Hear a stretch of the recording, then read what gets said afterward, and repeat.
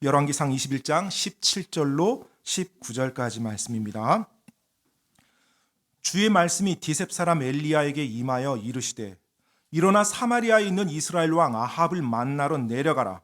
보라, 그가 나봇의 포도원을 소유하려고 거기로 내려가 거기에 있나니 너는 그에게 말하여 이르기를 주께서 이같이 말씀하시느니라.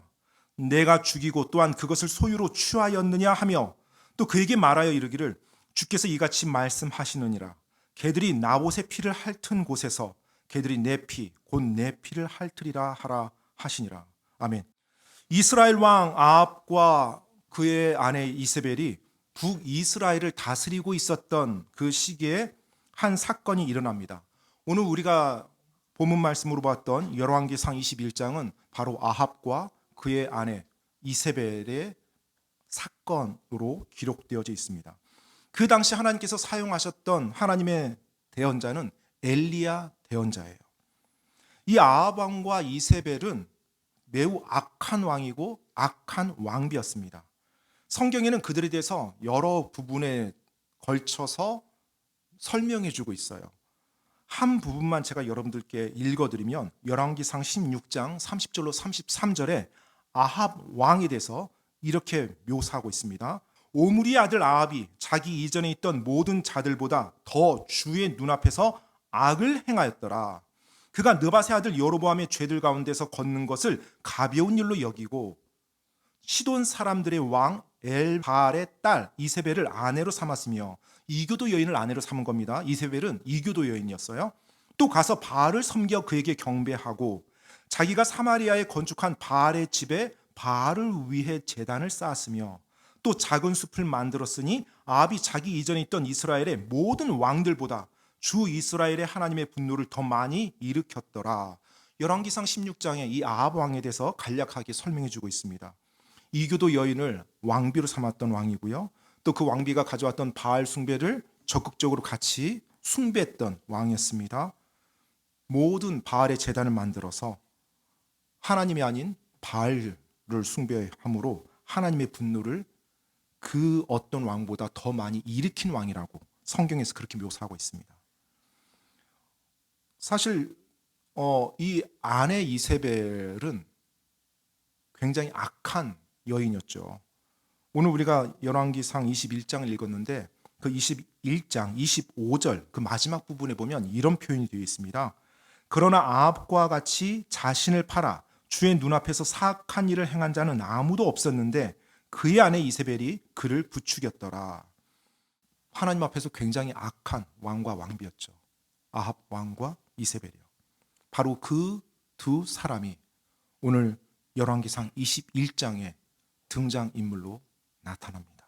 21장 1절로 4절 말씀 보도록 하겠습니다. 이 일들 뒤에 이러한 일이 있었더라.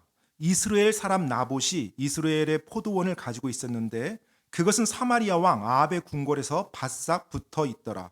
아합이 나봇에게 말하여 이르되 내 포도원이 내 집에 가까이 있으니 그것을 내게 주어 내가 그것을 채소밭으로 삼게 하라.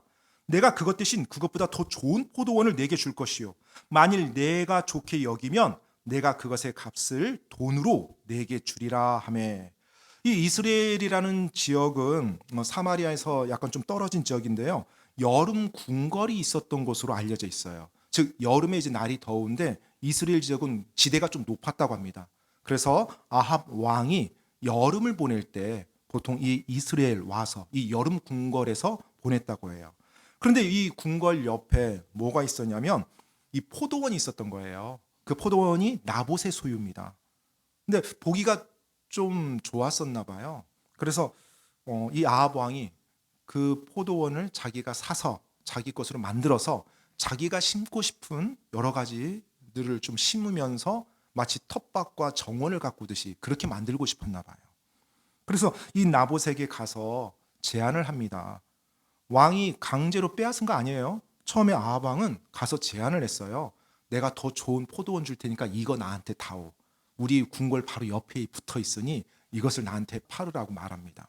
만약에 더 좋은 포도원을 원치 않으면 좋은 값을 주고 내가 사겠다고 그렇게 말합니다. 그런데 그 제안을 들었던 나봇의 대답은 굉장히 단호했어요. 3절로 4절 말씀 제가 읽어드리겠습니다. 나봇이 아합에게 이르되 내가 내 조상들의 상속재산을 왕에게 주는 것을 주께서 금하시리이다 하니 이스라엘 사람 나봇이 자기에게 한 말, 즉 그가 이르기를 내가 내 조상들의 상속재산을 왕에게 주지 아니하리이다 한 말로 인해 아합이 근심하고 불쾌히 여기며 자기 집으로 들어가서 침상에 누워 얼굴을 돌리고 빵을 먹으려 하지 아니하니라. 나봇이 아합 왕에게 말합니다. 상속 재산을 왕에게 주는 것을 주께서 금하신다라고요. 자, 여기 보면 이제 상속 재산이라는 말이 나옵니다. 여러분, 이 상속 재산이라는 말은 나봇이 자기 조상들로부터 물려받았다라는 의미입니다. 이 약속의 땅, 여호수아가 하나님의 말씀에 순종해서 약속의 땅에 들어가서 약속의 땅을 정복하죠.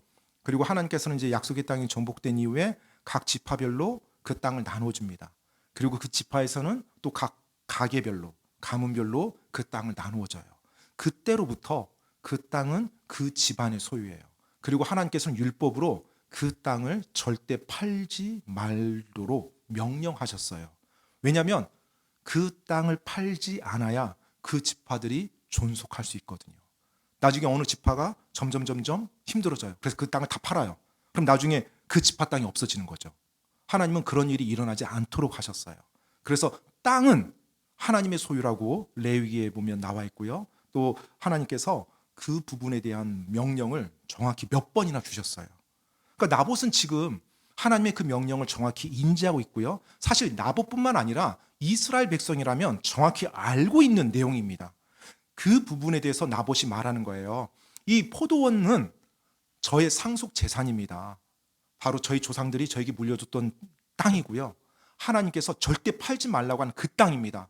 그래서 이 땅을 내가 누군가에게 파는 것은 주께서 금하시는 일입니다. 하고 하나님의 말씀 그대로 선포하는 겁니다. 자, 아합 왕도 악한 왕이긴 하지만 이스라엘 왕이죠. 원래 이스라엘 왕들은요, 하나님의 이 모세오경 율법책을 필사해야 됐어요. 그리고 그 율법책을 그들이 밤낮으로 묵상해야 됐습니다. 그래서 하나님의 말씀에 따라서 이스라엘을 치리해야 되는 왕들이었어요. 그런데 악한 왕들이 그렇게 하지 않았죠. 그렇게 하지 않았어도 최소한 하나님의 율법이 무엇이라는 것은 이들은 대충 알았을 거예요. 어렸을 때부터 자랐으니까.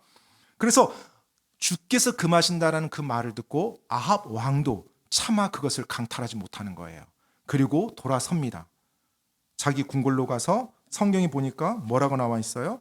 근심하고 불쾌 여기며 자기 집으로 들어가서 침상에 누워 얼굴을 돌리고 빵을 먹으려 하지 아니하니라. 정말로 유치한 어린아이와 같은 그런 모습을 보입니다. 한 나라의 절대 권력을 가진 통치자가 어린아이와 같이, 어떤 어린아이와 같아요? 제멋대로 자란 어린아이죠. 제멋대로. 자, 이 아합 왕이 지금 나봇에게 제안을 했어요. 근데 나봇이 아합 왕의 그 제안을 거절한 거잖아요. 근데 나봇은 분명히 이 시기에 이미 알고 있었을 거거든요. 아합 왕과 이세벨이 얼마나 악한 왕과 왕비인지, 그리고 그들이 얼마나 하나님을 저주하고 바알 왕을 숭배하는지. 왜냐하면 우리가 지금 21장을 보고 있죠. 이 사건이 있기 전에 열왕기상 18장에 보면 갈멜산의 그 놀라운 사건이 나와요. 갈멜산에서 하나님의 대언자 엘리야가 바로 바알 숭배자, 그리고 작은 숲 숭배자, 거짓 대언자들 850명을 다 죽이거든요. 하늘에서 불이 내려와서 그 3년의 가뭄이 해갈이 되고요. 그 모든 놀라운 일들이 일어났어요. 이스라엘 전역에서. 이 시기에 많은 사람들은 아합 왕과 이세벨이 바알 숭배자라는 걸 알았을 것이고요. 그리고 바로 하나님의 대언에 대해서 이들이 업신여기고 무시하며 살아간다는 걸 다 알고 있었을 거예요. 그런데 그 왕이 어느 날 와서 자기에게 이 땅을 팔라는 거예요. 하나님의 말씀에 따르면 그 땅을 팔 수 없어요. 그 말을 할 때 나봇이 어떤 심정이었을까요? 쉽게 말이 나왔을까요? 절대로 쉽게 말이 나오지 못하죠. 이 왕의 제안을 거부했을 때 자기에게 어떤 해로운 일이 있을 수도 있다는 거 아마 각오했을 거예요. 하지만 누가 더 두려워요? 하나님이 더 두려운 거예요. 하나님의 말씀에 순종하기 위해서 주께서 금하시나이다 하고 담대하게 말한 겁니다. 나봇이 땅 팔기 싫어서 안 팔았네, 이런 개념이 아닙니다. 나봇은 용기를 가지고 이 말을 한 거예요. 만약 나봇이 세속적인 사람이었고 어떤 탐욕 가운데 있었던 사람이었으면 아합 왕이 이런 제안을 굉장히 좋아했을 거예요. 아, 그래요? 그럼 저 넓은 포도원 주세요. 그럼 제가 이 땅 줄게요. 아, 그래요? 저 이 땅 한 3배는 값쳐 주셔야 되는데, 뭐 이런 식으로 말하면서 오히려 자기의 이득을 챙기는 수단으로 삼았을 거예요. 이런 기회가 어디 있어요? 왕이 자기 땅을 사고 싶어 하는데 좋은 거래와 흥정을 하죠. 하지만 나봇은 그런 것이 지금 자기에게 중요한 것이 아니었어요. 바로 하나님의 말씀, 그리고 하나님, 그분이 자기에게 말씀한 게 더 중요했어요. 나봇에게 있어서 지금 하나님은 살아계신 하나님인 거예요.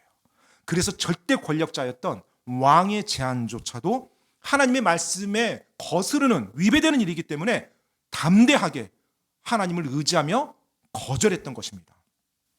자, 이제 아합 왕이 왕궁에 가서 밥도 안 먹고 삐져 있는데 드디어 이제 그의 아내가 등장합니다.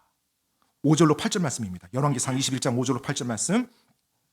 그러나 그의 아내 이세벨이 그에게 와서 그에게 이르되 왕의 영이 어찌하여 이같이 슬프게 되어 왕께서 빵도 들지 아니하시나이까 하매 그가 그녀에게 이르기를 그 까닭은 내가 이스라엘 사람 나봇에게 말하며 그에게 이르되 돈을 받고 내 포도원을 내게 달라, 아니면 내가 기뻐하거든 내가 그것 대신 다른 포도원을 내게 주리라 하였으나 그가 응답하기를 내가 내 포도원을 왕에게 주지 아니하리이다 하였기 때문이라 하니, 고자질하는 어린아이 같죠. 7절. 그의 아내 이세벨이 그에게 이르되 왕께서 지금 이스라엘 왕국을 다스리시나이까? 일어나 빵을 드시고 마음을 즐겁게 하소서. 내가 이스라엘 사람 나봇의 포도원을 왕께 드리리이다 하고는, 이에 그녀가 아합의 이름으로 편지를 쓰고 그의 인으로 봉인한 뒤 나봇의 도시에서 그와 함께 거하는 장로들과 고귀한 자들에게 그 편지를 보내니라. 자, 이제 이세벨 왕비가 등장했습니다. 자기 남편인 아합 왕이 이렇게 밥도 안 먹고 침대에 누워 있는 거예요. 왜 그래요? 그랬더니 지금 포도원 내가 저거 가지고 싶은데 못 가졌다고. 그러니까 이세벨 왕비가 뭐라고 말해요? 왕께서 지금 이스라엘 왕국을 다스리시나이까? 이 말을 하는 겁니다. 이세벨은 앞에서 말씀드렸던 것처럼 이교도 여인이었어요. 그리고 시돈 왕의 공주였습니다. 자기가 살았던, 자기가 자랐던 그 왕국에서는 있을 수 없는 일이에요. 왕이 달라고 하는데 뭐 백성이 거부해? 그러면 끝장나는 거죠. 그런데 지금 자기 남편 아합 왕이 쩔쩔매고 있는 거예요. 나봇이 왜 땅을 안 판대요? 아마 성경에 기록되진 않았지만 이제 이런저런 얘기를 했겠죠. 하나님의 율법에 그 땅을 팔지 말라고 명령이 돼 있어서 나에게 팔지 못한대요 라고요. 자, 이제 이세벨 이 왕비가 하나님의 말씀에 순종하는 나봇을 아주 교활하고 잔인하게 죽입니다. 하나님의 율법에 따라서. 9절로 14절 말씀 제가 읽어드리겠습니다. 그녀가 편지에 써서 이르기를 금식을 선포하고 나봇을 백성 가운데 높이 앉힌 뒤에 벨리알의 아들 2사람을 그의 앞에 앉혀 내가 하나님과 왕을 모독하였다 하고 말하면서 그를 대적하여 증언하게 하고 그 뒤에 그를 끌고 나가 돌로 쳐서 죽이라 하였더라. 그의 도시 사람들, 즉 그의 도시 거주민들인 장로들과 고귀한 자들이 이세벨이 자기들에게 보낸 대로 행하되 그녀가 자기들에게 보낸 편지에 기록된 대로 행하여 금식을 선포하고 나봇을 백성 가운데 높이 앉히매 벨리알의 자손 2사람이 들어와 그의 앞에 앉으니라. 그 벨리알의 사람들이 백성의 눈앞에서 그 사람 곧 나봇을 대적하여 증언하며 이르기를 나봇이 하나님과 왕을 모독하였다 하며 이에 그들이 그를 도시 밖으로 끌고 나가 돌로 쳐서 죽이고 그 뒤에 이세벨에게 사람을 보내어 이르기를 나봇이 돌에 맞아 죽었나이다 하니라. 이 도시에서 어떻게 보면 가장 진실되게 하나님을 따르고 하나님을 두려워했던 사람이 나봇이었어요. 이스라엘 도시에서. 그런데 그 사람에게 어떤 누명을 씌워요? 하나님을 신성 모독한 누명을 씌웁니다. 그리고 치욕스러운 죽음을 당하게 해요. 하나님을 믿고 하나님의 말씀에 순종하면서 죽었다가 아니라 하나님의 말씀에 거역하고 하나님을 조롱해서 하나님을 모욕해서 죽였다라는 그 죄목을 씌웁니다. 그것도 모두 하나님의 율법에 따라서. 저는 이 내용 보면서 이세벨이 이교도 왕비였는데, 이교도 여인이었는데 하나님의 말씀을 공부했나? 아니면 그 옆에서 하나님의 율법에 대해서 조언해주는 어떤 또 뭐 내시가 있었나? 이런 생각이 들었어요. 왜냐하면 너무나 기가 막히게 율법대로 하거든요. 그러니까 오늘날로 따지면 합법적으로 사람을 죽이는 겁니다. 합법적으로. 법에 따라서. 금식을 선포하라고 편지했었죠. 이 금식을 선포한다는 것은 이스라엘 안에 큰 죄가 있거나 죄의 심판이 임할 때 사람들에게 금식을 선포합니다. 하나님 앞에서 우리가 큰 죄를 범했도다. 하나님의 심판이 우리에게 임하겠도다 하면서 선포하는 거예요. 그리고 나봇을 백성 가운데 높이 앉히라고 했죠. 이것이 나봇을 높이 세워주라는 얘기가 아니라 백성들 앞에서 나봇을 데려다가 공개 재판하는 거예요. 지금 이 도시에 큰 죄가 있는데 이 사람이 바로 그 사람입니다 하면서 그 사람을 사람들 앞에 세워서 공개 재판하는 겁니다. 그리고 그 일을 함에 있어서 거짓 증인 두 사람을 매수해서 데려와요. 벨리알의 아들들이 나오죠. 이 벨리알의 아들이란 그 원어의 의미만 보면 가치 없는 사람이라는 뜻이에요. 가치가 없는 사람. 즉 이렇게 생각하면 돼요. 비열하고 아주 천박한 무리들이에요. 돈만 좀 쥐어주면 뭐든지 다 하는 사람들. 이런 사람들. 그러니까 도덕, 정직, 의리와는 거리가 먼 사람이에요. 오히려 배신, 비열, 사기 이런 것으로 특징 주어진 사람이 벨리알의 아들들이라고 보시면 돼요. 성경에 보면 이런 표현이 몇 번 나옵니다. 그래서 이런 사람들 굉장히 천박한, 그리고 하나님 앞에서 굉장히 악한 사람들이구나 이렇게 이해하시면 돼요. 그들을 증인으로 삼습니다. 한 명도 아니고 두 명이요. 이것도 율법에 따라서 두 명 이상의 증인이 있어야 그 증언이 효과가 있거든요. 그들을 매수해요. 그리고 나봇에게 신성모독이라는 죄의 명을 씌워서 나봇을 죽여버립니다. 그것도 사람들이 돌을 던져 죽게 만들어요. 이세벨은 비겁한 장로들과 귀족들, 그리고 돈으로 매수한 거짓 증인들을 데려다가 모든 것이 합법적으로 이루어지는 것처럼 그렇게 보이게 만들었어요. 굉장히 잔인하고 굉장히 교활하죠. 이때 지금 열왕기상 21장에는 나봇이 돌 맞아 죽었다고 되어 있는데요. 이 사건을 언급하는 열왕기하 9장에 보면 나봇의 아들들도 같이 죽습니다. 열왕기하 9장 26절 말씀 제가 한번 읽어드리겠습니다. 열왕기하 9장 26절 말씀. 주께서 이르시기를 내가 어제 나봇의 피와 그의 아들들의 피를 분명히 보았노라 하시고, 또 주께서 이르시기를 내가 그것을 이 땅에서 내게 갚으리라 하시나니 그러므로 이제 주의 말씀대로 그를 주의 이 땅에 던지라 하니라. 얼마나 잔인합니까? 지금 그 포도원 하나를 차지하고자 그 포도원의 주인이었던, 소유주였던 나봇과 그의 아들들을 다 죽인 거예요. 그의 아들들 왜 죽였어요? 상속되면 안 되니까요. 지금 그 땅 누가 가지고 싶은 거예요? 아합 왕이 가지고 싶었거든요. 그러니까 그 아들들도 살려두면 안 되는 거예요. 그래서 나봇에게 신성모독이라는 죄목을 씌우고 그의 가족들을 다 몰살시켜 버립니다. 어쩌면 이 내용을 보는데요, 열왕기상 18장에 아합과 이세벨이 자신들의 바알의 대언자를 다 잃어버리거든요. 하나님의 사람 엘리야 대언자에게. 그리고 그 이후에 이세벨이 엘리야 대언자를 죽이겠다고 선포합니다. 그리고 엘리야 대언자를 죽이기에 혈안이 돼 있어요. 그런데 엘리야 대언자 못 죽였거든요. 그 모든 그 응어리진 거, 그리고 악한 분노, 이것을 선량한 나봇에게 다 쏟아붓는 그런 느낌이 들었어요. 왜요? 지금 나봇이 왜 이 말을 했어요? 하나님의 말씀에 순종하기 위해서 그 땅을 팔지 못합니다라고 말했어요. 이세벨의 입장에서는 하나님의 말씀에 순종해서 그 땅 못 판다고? 그래, 잘됐다, 너 한번 봐라. 아마 이런 복수심, 그래서 이렇게까지 잔인하게 하지 않았을까? 그 포도원 땅을 하나 가지기 위해서. 이런 생각이 들었었어요. 자, 이제 나봇이 돌 맞아 죽었다는 그 소식이 이세벨에게 보고됩니다. 열왕기상 21장 15절로 16절 말씀입니다. 나봇이 돌에 맞아 죽었다는 것을 이세벨이 듣고는 아합에게 이르되 일어나 이스라엘 사람 나봇이 돈을 받고 왕에게 주기를 거부하던 포도원을 소유로 취하소서, 나봇이 살아있지 아니하고 죽었나이다 하니 나봇이 죽었다는 것을 아합이 듣고는 일어나 이스라엘 사람 나봇의 포도원을 소유로 취하려고 거기로 내려갔더라. 이세벨 왕비가 나봇에게 뭐라고 말해요? 포도원을 취하소서, 나봇이 살아있지 아니하고 죽었나이다. 여러분이 만약에 남편이라면, 여러분의 아내가 이런 말을 여러분에게 했다면 여러분은 어떻게 느껴질 것 같아요?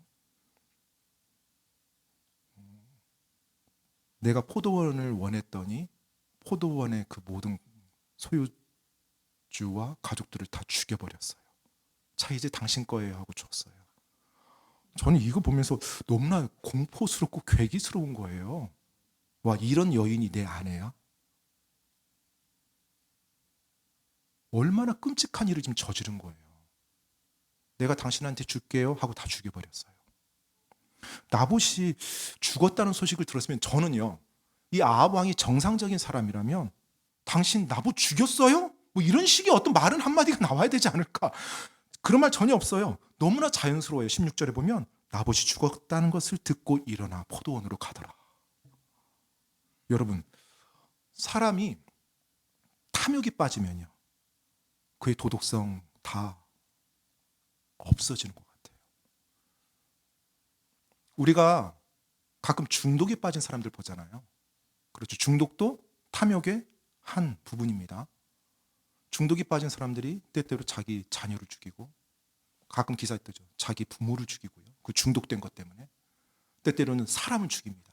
왜요? 자기가 원하는 그 중독된 것을 계속해서 충족시키고자. 사람이 탐욕에 빠지면 제정신이 아닌 거예요. 자기가 원하는 그것을 얻기 위해서는 어떤 일이 일어나더라도 다 상관없습니다. 아합의 생각에 하나님이 없어요. 그리고 쾌락과 탐욕에 빠져 있습니다. 그러면 그 어떤 도덕성도 자기 마음속에 들어오지 않는 거예요.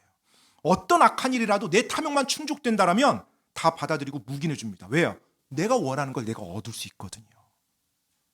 아합 왕이 정확히 그런 상태였던 것 같아요. 한 가족, 선량한 가족, 더구나 하나님을 믿고 하나님의 말씀을 붙잡는 그 가족이 몰살을 당한 그 상황에서 아합 왕은 전혀 눈 하나 깜짝하지 않고 내려가서 그 포도원을 자기 것으로 취합니다. 여러분, 나봇이 자기가 죽을 거라고 상상이나 했을까요? 어느 날 갑자기 자기를 재판에 불러요.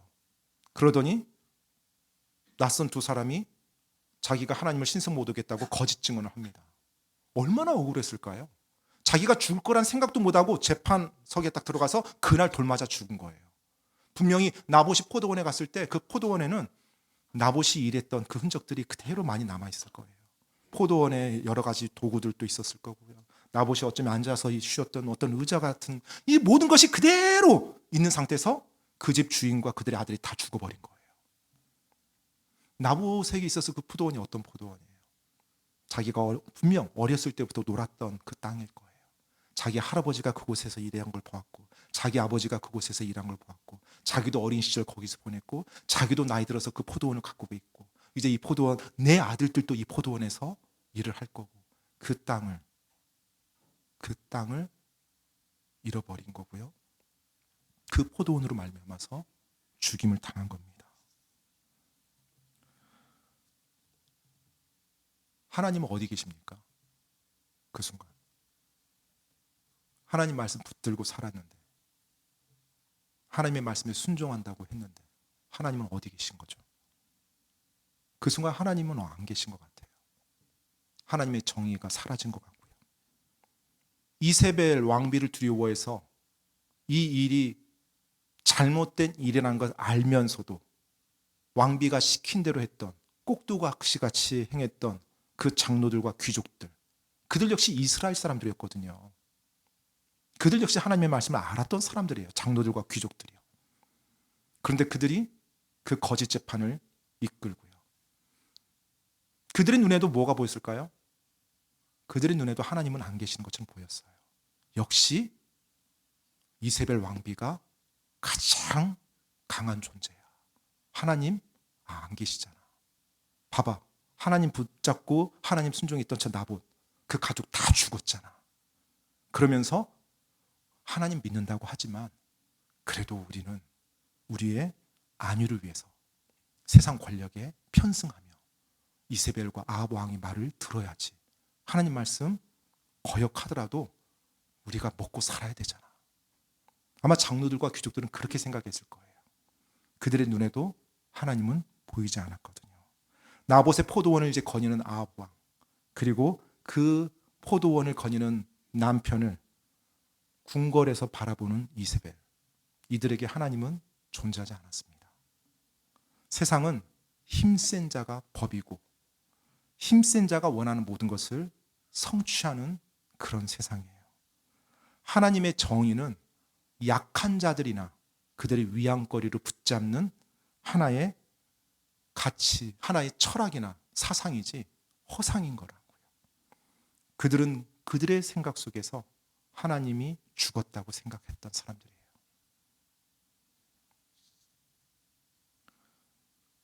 이런 말이 있죠.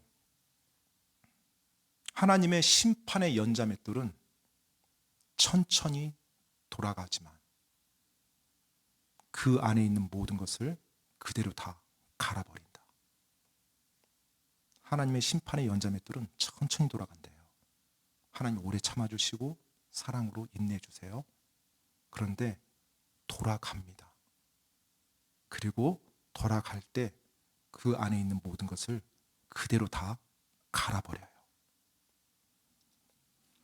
하나님은 사랑의 하나님인 동시에 공의의 하나님이시거든요. 자, 하나님이 없어 보이는 그 상황, 그 장소, 그 시대, 하나님 살아 계십니까? 죽어 있습니까? 살아 계시죠. 하나님께서 이제 그분의 전사를 출전시킵니다. 드디어 다시 대언자 엘리야를 부르세요. 그리고 내가 너를 보내느니 가서 아합 왕을 만날지어다라고 명령하십니다. 자, 17절로 19절입니다. 열왕기상 21장 17절로 19절. 주의 말씀이 디셉 사람 엘리야에게 임하여 이르시되 일어나 사마리아에 있는 이스라엘 왕 아합을 만나러 내려가라. 보라, 그가 나봇의 포도원을 소유하려고 거기로 내려가 거기에 있나니 너는 그에게 말하여 이르기를 주께서 이같이 말씀하시느니라. 내가 죽이고 또한 그것을 소유로 취하였느냐 하며 또 그에게 말하여 이르기를 주께서 이같이 말씀하시느니라. 개들이 나봇의 피를 핥은 곳에서 개들이 내 피, 곧 내 피를 핥으리라 하라 하시니라. 드디어 하나님께서 하나님의 사람을 그들에게 보냅니다. 자, 갈멜산에서 바알의 대언자들을 다 죽였던 그 엘리야 대언자에게 하나님의 심판의 메시지를 주어서 아합 왕에게 선포하도록 보냅니다. 하나님께서는 나봇의 그 억울한 죽음을 다 지켜보고 계셨어요. 아합 왕을 향한 그분의 심판을 이제 공개적으로 선포합니다. 그러면서 뭐라고 말해요? 아합 왕의 피를 개들이 핥을 것이라고요. 그 비참한 죽음을 선포하십니다. 엘리야 대언자는 이 사건 전에 이미 아합 왕을 만난 적이 있었습니다. 펴실 필요는 없는데요. 열왕기상 18장에 보면 아합 왕이 엘리야 대언자를 만났어요. 갈멜산 그 사건 때요. 엘리야 대언자를 만났을 때 엘리야 대언자에게 내가 이스라엘을 괴롭히는 자냐라고 하면서 그렇게 말을 합니다. 하나님을 섬기지 않고 바알을 숭배했던 아합 왕의 입장에서는 이 엘리야 대언자가 굉장히 불편한 존재죠. 그리고 하나님의 말씀을 선포하는 저가 두렵기도 하고요. 그런데 그 엘리야 대언자가 다시 나타난 거예요. 어디로요? 나봇의 포도원으로요. 자, 이제 나봇의 포도원을 자기가 취하려고 갔는데 그 자리에 엘리야 대언자가 찾아온 겁니다. 자, 그 엘리야 대언자를 보았던 아합 왕 마음이 어땠을까요? 네, 놀랬겠죠. 좋은 말이 나왔을까요? 아니죠. 좋은 말이 나올 수가 없죠. 20절 23절 말씀 보겠습니다. 열왕기상 21장 20절 23절 말씀. 아합이 엘리야에게 이르되 오 내 원수야. 자, 원수야라고 말합니다. 내 원수야. 내가 나를 찾았느냐 하매 그가 대답하되 엘리야가 대답하되 내가 너를 찾았으니 이는 내가 너 자신을 팔아 주의 눈앞에서 악을 행하였기 때문이라. 보라, 내가 내게 해악을 가져와 내 후손을 없애되. 아합의 후손을 없앤다고 지금 하나님이 말씀하는 겁니다. 담에다 소변 보는 자와 이스라엘 안에 갇혀 있는 자와 남겨진 자를 아합에게서 끊어버릴 것이요. 아합에 대한 심판이 선포됐어요. 또 내 집을 느밧의 아들 여로보암의 집같이 되게 하며 아이야의 아들 바하사의 집같이 되게 하리니 이는 내가 내 분노를 일으키려고 나를 자극하고 이스라엘을 죄 짓게 하였기 때문이니라. 23절. 또 이세벨에 관하여도 하나님이 이세벨에 대한 심판도 선포하십니다. 주께서 말씀하여 이르시되 개들이 이스라엘 성벽 옆에서 이세벨을 먹으리라. 아합에게 속한 자들 가운데 도시에서 죽는 자는 개들이 먹고 들에서 죽는 자는 공중의 날짐승들이 먹으리라 하셨느니라 하니라. 하나님의 이 심판을 보면 하나님이 굉장히 분노하신 걸 볼 수가 있어요. 아합은 그의 집안에 있는 모든 사람이 다 죽을 거예요.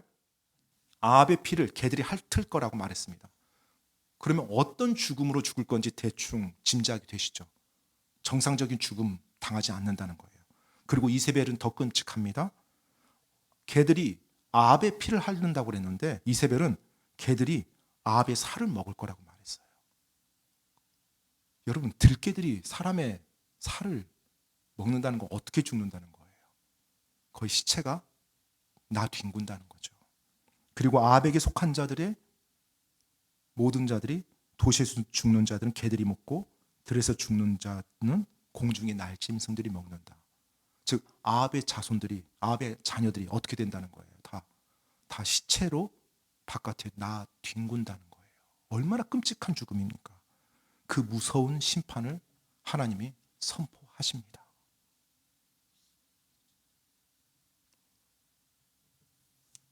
이제 약 한 3년이 지나요. 3년 정도가 지납니다. 사실 아합이 그 말을 듣고 하나님 앞에서 회개를 합니다.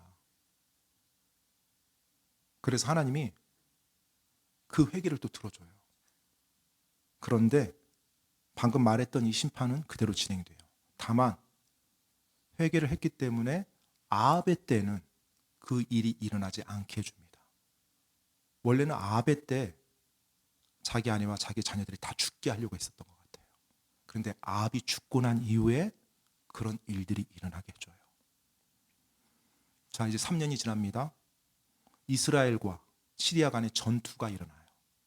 그래서 아합이 군대를 이끌고 전투에 나갑니다. 열왕기상 22장, 그 다음 장이죠. 22장 34절로 35절. 이제 짧게 하나님의 그 심판을 우리가 보도록 하겠습니다.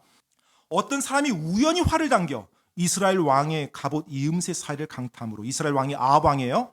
그가 자기 병거를 모는 자에게 이르되 내가 부상을 당하였으니 내 손을 돌려 나를 군대에서 데리고 나가라 하니라. 그날 싸움이 커져서 왕이 자기 병거에 남은 채 서서 시리아 사람들을 막다가 저녁 때 죽었는데 상처에서 나온 피가 병거의 한 가운데 흘러들었더라.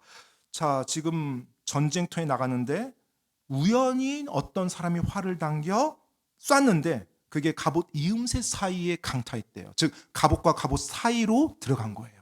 그래서 아합이 그 활을 맞아서 피를 흘렸는데 빨리 피하려고 하는데 전쟁이 격화돼서 피할 수가 없는 거예요. 그리고 그곳에서 시간을 지체하며 모든 피를 다 흘리고 다 죽어버립니다. 그리고 아합의 피가 병거에 흥건하게 다 쏟아져 있었다는 거예요. 참고로 성경에서 우연이라는 말이 나오면 우연이라는 거예요? 우연이 아니라는 거예요? 우연이 아니라는 겁니다. 하나님께서는 우연이 없어요. 그런데 왜 우연이라는 말을 썼을까요? 바로 사람의 입장에서 묘사해 준 거고요. 하나님이 섭리하심으로 개입하셨다는 것을 사람들의 주목을 끌기 위해서 우연이라는 말을 썼어요. 그러니까 사람의 입장에서 우연이에요. 하지만 그 안에 누가 역사했다고요? 하나님이 개입하셔서 그분의 일을 이루신다는 걸 의도적으로 말해주기 위해서 우연이라는 말을 사용한 겁니다. 자, 그리고 그날 저녁에 죽었어요. 이제 그 병거를 가지고 가서 병사들이 씻습니다. 어디에서요? 물에서요. 38절, 열왕기상 22장 38절입니다. 한 사람이 그 병거를 사마리아의 연못에서 씻으니 개들이 그의 피를 핥았고 그들이 주께서 친히 하신 말씀대로 그의 갑옷을 씻었더라. 개들이 아합의 피를 핥으면서 하나님의 그 심판이 이루어집니다. 이세벨 왕비가 아합 왕이 죽었다는 소식을 들었겠죠. 이세벨은 하나님의 심판이 지금 진행되고 있다는 거 알았을까요? 알았으면 회개했겠죠. 그런데 몰랐어요. 그리고 하나님 생각도 안 합니다. 아마 이세벨 왕비는 하나님이 어디 있어? 그리고 어쩌면 아합 왕에게 하나님의 심판에 대한 이야기를 들었을 수도 있어요. 왜요? 아합 왕이 두려워했었으니까요. 그런데 그런 하나님이 어디 있어? 죽여보려면 죽여봐. 무슨 내 살을 개들이 먹어. 무시하면서 살았을 것 같아요. 그리고 아합 왕이 죽고 나서요 10여 년이 흐릅니다. 10여 년이 흘러요. 하나님께서 10여 년 동안 기다려줬고요. 그분의 심판의 연자맷돌이 드디어 이세벨 앞에까지 왔어요. 이제 완전히 가루로 갈아버립니다. 하나님의 때가 이르자 하나님께서는 예후 장군을 들어서 그분의 심판을 집행하세요. 예후 장군을요. 이스라엘 궁궐에 있는 그 이세벨, 그녀의 내시들에게 이세벨 왕비를 내던지라고 명령합니다. 내시들은 예후 장군이 모든 것을 지금 장악하고 있다는 것을 알고 두려워하며 그 이세벨 왕비를 붙잡아서 이스라엘 궁궐, 나봇의 포도원 옆에 있었던 그 궁궐 높은 곳에서 이세벨을 던져버려요. 이세벨이 어디에 떨어졌을까요? 나봇의 포도원 자리에 정확히 떨어집니다. 사람이 높은 곳에서 밑으로 떨어지면 어떻게 죽는 줄 아세요? 성경에서 말해주고 있어요. 보겠습니다. 열왕기 하 9장으로 볼게요. 열왕기 하 9장. 하나님의 그 심판입니다. 열왕기 하 9장 33절로 37절. 그가 이르되, 여기서 나오는 그가 예후입니다. 그가 이르되 그녀를 내던지라. 그녀가 이세벨이에요. 하니 이에 그들이 내시들입니다. 그들은 그녀를 내던짐에 그녀의 피의 일부가 벽과 말들 위에 튀었더라. 피가 튀었어요. 그가 그녀를 발로 짓밟으니라. 그가 들어가 먹고 마시고는 이르되 가서 이제 이 저주받은 여인을 보고 그녀를 묻으라. 그녀는 왕의 딸이니라 하매, 그래도 최소한 이제 장례를 치러주려고 이렇게 말을 했나 보죠. 35절입니다. 그들이 가서 그녀를 묻으려 하였으나 그녀의 몸에서 두개골과 발과 손바닥 외에는 더 찾지 못하였으므로. 36절. 그들이 돌아와 그에게 고하니 그가 이르되, 예후가 말합니다. 주께서 자신의 종 디셉 사람 엘리야를 통해 친히 하신 말씀은 이러하니라. 예후도 엘리야를 통해서 하나님이 아합 왕에게 심판했던 그 말을 알고 있었다는 거죠. 이스라엘에 속한 그 상속물 땅에서, 나봇의 포도원이죠, 상속물 땅, 개들이 이세벨의 살을 먹을 것이니라. 37절. 이세벨의 사체가 이스라엘의 그 상속물 땅에서 거름같이 밭의 표면에 있으리니 그러므로 그들이 이르기를 이것이 이세벨이라 하지 못하리라 하셨느니라 하니라. 바로 이스라엘에 속한 그 상속물의 땅, 나봇의 포도원 자리입니다. 그곳에서 개들이 이세벨의 살을 먹는 겁니다. 하나님의 심판, 하나님의 말씀한 대로 그대로 모든 게 다 성취돼요. 그리고 아직 끝난 게 아닙니다. 아합에게 이 당시 사마리아에서 70명의 아들들이 있었어요. 근데 아합에게 난 자들 다 죽는다고 했죠. 어떻게 죽어요? 다 비참하게 죽어요. 70명의 아들들이 있는데 이스라엘에서 예후가 편지를 보냅니다. 그들을 키웠던, 양육했던 자들, 그 왕자들을 양육했던 자들, 그리고 장로와 치리자들에게 너희들 살고 싶으면 그들의 머리 나한테 보내. 그렇게 편지를 보내요. 그러니까 그 사람들이 어떻게 할까요? 살기 위해서 그렇게 하죠. 열왕기 하 10장 7절 말씀입니다. 편지가 그들에게 오매, 예후의 편지입니다. 그들이 왕의 아들들을 데려다가 70명을 죽이고, 70명이 있었는데 70명 다 죽여요. 그들의 머리를 바구니에 담아, 왕자들의 머리 바구니에 담아. 정말 끔찍하지 않습니까? 성경에서 이런 표현을 다 그대로 묘사해 주고 있어요. 하나님께서 이스라엘에 있는 그에게 보내니라. 예후 장군에게 보냈다는 거예요. 그리고 열왕기하 10장 17절에 보면 예후가 사마리아로 가서 주께서 친히 엘리야에게 하신 말씀대로 사마리아에서 아합에게 남은 모든 자를 죽여, 이제 아들들까지 다 죽였는데 남아있는 혈육들을 다 죽이는 거죠. 아합에게 남은 모든 자를 죽여 마침내 그를 멸하였더라. 열왕기하 10장에서 열왕기상 21장에 하나님이 선포하셨던 그 심판이 다 이루어지며 끝납니다. 철저하게 하나님의 심판이 이루어져요. 하나님이 얼마나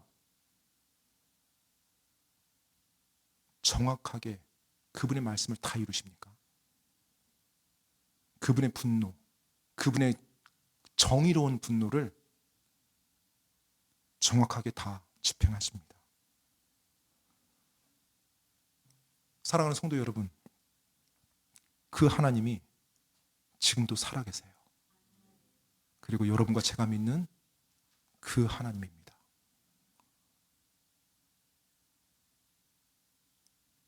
나봇을 잠깐만 보면 수천 년이 지금 흐른 지금도 이 많은 사람들이 나봇에 대한 이야기를 알고 있죠. 왜요? 하나님이 그분의 성경 기록에 기록해 주셨으니까요. 나봇이 돌에 맞아 죽었을 때 어떤 생각이 들었을까요? 어쩌면 너무 억울하잖아요. 하나님의 말씀을 사모하고 그 말씀을 지켰는데 이 땅의 마지막의 모습은 어떤 모습이었어요? 신성모독이라는 죄목으로 죽임을 당했어요. 그리고 그것을 변호해 줄 사람은 아무도 없고요. 그대로 역사가 진행된다면 나봇과 그의 가문은 신성모독해서 돌 맞아 죽은 가문으로 끝나는 거예요. 어느 누구도 그걸 나서서 변호해 주려고 하지 않아요. 어쩌면 나봇의 마음에 죽어가면서 그런 부담도 있었지 않았을까. 하나님을 사랑하는데 하나님을 사랑했던 내가 하나님을 신성모독한 사람으로 역사에 남겠구나. 어떤 기록이 남겠구나. 그런데 하나님이 개입하십니다.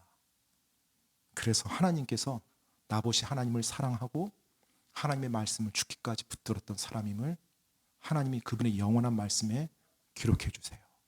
그리고 그가 얼마나 하나님을 사모했던 사람이었는지, 그리고 그 악한 일을 모사했던 아합과 이세벨에게 하나님이 얼마나 무서운 심판을 집행했는지, 이 세상이 끝나는 날까지, 아니 영원히 하나님이 그분의 영원한 말씀에 나봇의 이름을 기록해 주십니다. 나봇은 왕도 아니었어요. 어떤 높은 사람도 아니었습니다. 아주 평범한 사람이었어요. 다만 하나님을 사모했던 사람이었죠. 그 나봇의 이름을 영원한 하나님에 기록해 주세요. 우리 하나님은 여러분 살아계십니다. 하나님이 없는 것처럼 보이는 비극적인 상황 속에서도 하나님께서 그분의 공의를 완전히 이루세요. 때때로 우리가 이 땅을 살아갈 때 여러분 이해되지 않는 일을 경험합니다. 때때로 이 땅 살아갈 때 부당하고 억울한 일도 경험합니다. 하나님이 없는 것처럼 보여요. 내가 하나님의 말씀에 순종해서 하나님을 위해서 살아간다고 하는데 왜 나에게 이런 일이 일어나는지 정말로 이해가 되지 않는 일들이 일어납니다. 맞아요. 이 세상에 죄로 범람한 세상에서 일어나요. 하지만 공의로운 하나님께서 여전히 살아계시고 모든 걸 지켜보시고 그분의 정의를 이루신다는 것입니다. 내 생각, 내 이해대로 이루어지지 않았다고 하나님 없네 이런 말 감히 하지 마시기 바랍니다. 하나님께서는 그분의 시계로 그분의 시간을 따라서 모든 것을 집행하시는 분이에요. 하나님은 절대 졸고 계시는 분 아니십니다. 하나님은 절대 주무시고 계시는 분 아니세요. 시편 121편에 보면 이스라엘을 지키시는 분, 그분은 졸지도 아니하시고 주무시지도 아니한다고 정확히 말씀해 주고 있습니다. 하나님의 공의는 반드시 이루어집니다. 그분께서 지금도 살아계시고요, 그분께서 지금도 역사하신다는 거예요. 하나님을 사랑하고 하나님을 자기 생각에 두는 자는 이 사실이 자기 마음의 소망과 위로로 다가올 겁니다. 하나님이 살아계신다는 그 사실이요. 하지만 하나님을 두려워하지 않고 하나님을 업신여기며 하나님을 자기 생각에 두지 않는 자에게는 오늘 이 나봇의 하나님의 이 말씀이 두려움으로 다가올 것입니다. 여러분은 그 공의로운 하나님 앞에서 어떻게 살아가고 계십니까? 혹시 여러분 죄 문제를 해결받으셨는지요? 공의로운 하나님께서 그 죄를 반드시 심판하셔야 되거든요. 오늘 만약 죄 문제를 해결하지 못한 분이 이 자리에 계시다면 꼭 죄 문제를 해결하시기 바랍니다. 그 공의로우신 하나님께서 그분의 말씀에 따라서 그분의 독생자 예수님을 이 땅에 보내주시고 우리의 죄, 나의 죄를 위해서 대신 죄값을 받게 하셨어요. 그 예수님을 믿는 자는 누구든지 죄의 용서함을 받고 영원한 생명을 받게 해주셨습니다.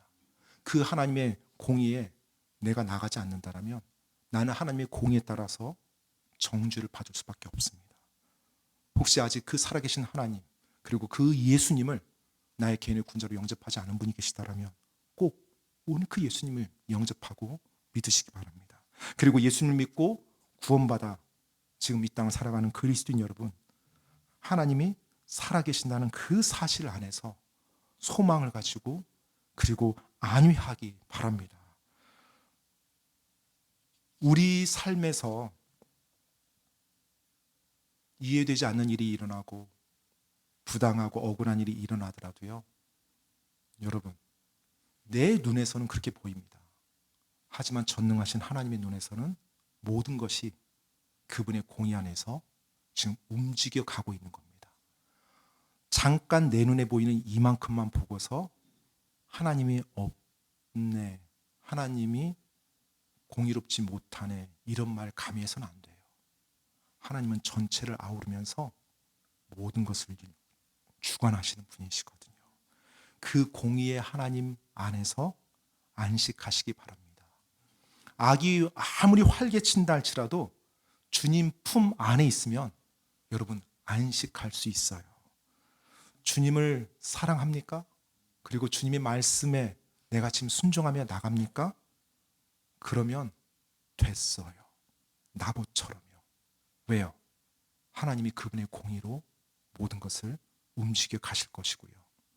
그 모든 상황 속에서 내가 하나님을 기쁘게 하고 있는 사람이거든요. 여러분, 오늘 이 등장인물 가운데 혹시 어떤 인물에게 해당이 됩니까? 아합 왕, 이세벨, 이스라엘의 장로들과 귀족들, 벨리알의 아들들, 나봇, 이 인물들이요. 이 인물들 모두에게 하나님의 공의가 다 집행이 됐어요. 성경에는 아합 왕과 이세벨의 심판만 언급됐지만 제가 확신컨대요, 그 장로들과 귀족들도 정확히 하나님의 공의를 경험했을 겁니다. 벨리알의 아들들도 당연히요. 이 등장인물 가운데 지금도 기뻐하는 사람은 나봇밖에 없어요. 오늘 이 시간 여러분과 제가 그 나봇이 되길 원합니다. 하나님이 바라볼 때 그 나봇의 삶을 이 땅에서 살아가는 여러분과 제가 되길 원합니다. 기억하십시오. 하나님은 지금도 살아서 역사하는 전능하신 그리고 공의로운 하나님이심을, 그 진리가 오늘 여러분과 저에게 큰 위로와 힘으로 주어지기를 원합니다. 기도하고 마치겠습니다.